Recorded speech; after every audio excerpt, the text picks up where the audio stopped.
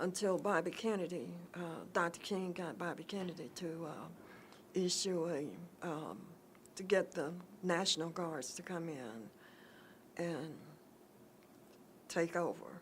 And also made the Alabama state troopers, I think, their state guards, and they nationalized them.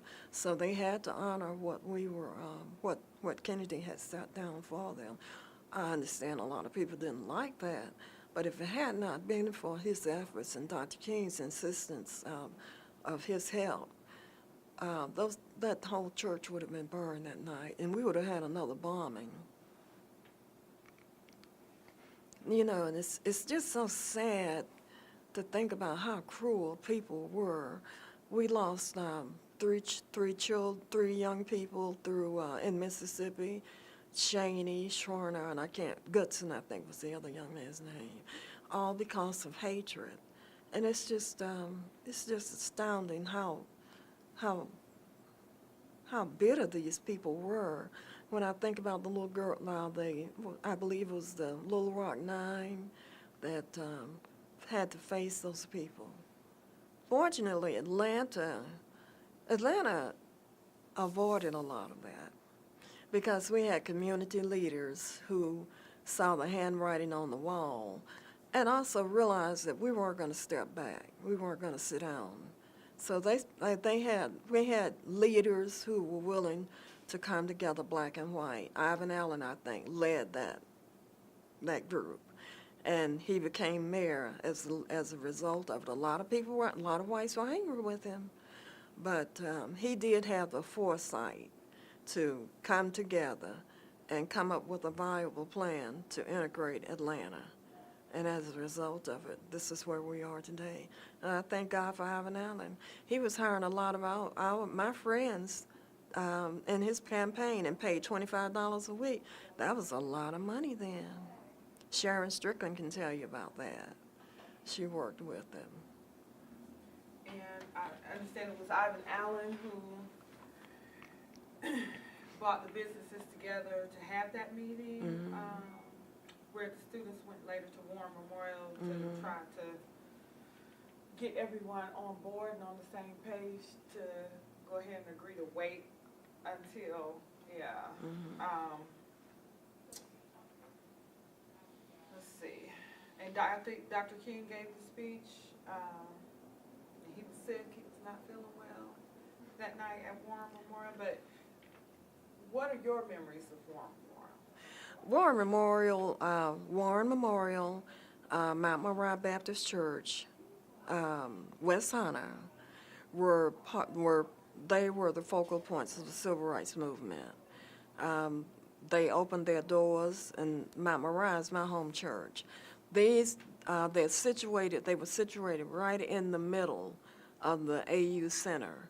So a lot of students, long before the movement started, would attend church in Mount Moriah, Warren Memorial, Ralph Abernathy's church, West Hunter, and Providence Baptist Church also. So the ministers were very, very focal, very important to the movement, and a lot of those same ministers had gone to Morehouse, had gone to ITC. So they had a bond. We all had a bond to work together, and they opened their doors to us and made us feel comfortable. War Memorial, right across from Mount Moriah, were two of the main churches in Atlanta that we always went to, and of course we had to go to we had Ebenezer, and we had West Hunter.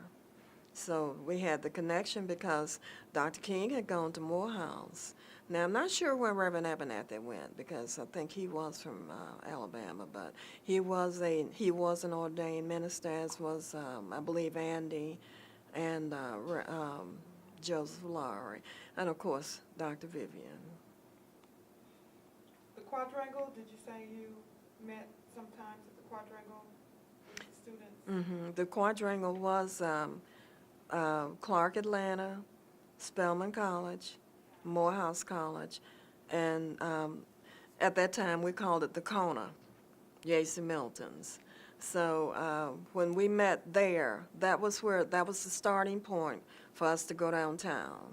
And as I said before, once we marched from Clark, Atlanta, we headed down Chestnut Street, which is James P. Brawley, to Hunter Street, which is now MLK Drive.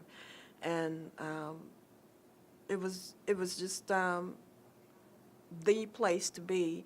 There was no need for ITC to Morris Brown to come over there because we were going right by them. So we would pick these kids up at the bridge. That's the famous bridge that's still there now. They would be waiting on us. And as I said earlier, that was the focal point for us to turn around if we didn't feel that we could be passively resistant, or we went ahead, we forged ahead. And we forged ahead, a lot of us did. And some of the kids that did turn around, they worked behind the scenes because some of their parents didn't want them involved, and that's understandable. So what a lot of them did, they did placards, put out papers, and you probably don't know anything about a mimeograph machine, but that was our source of printing then.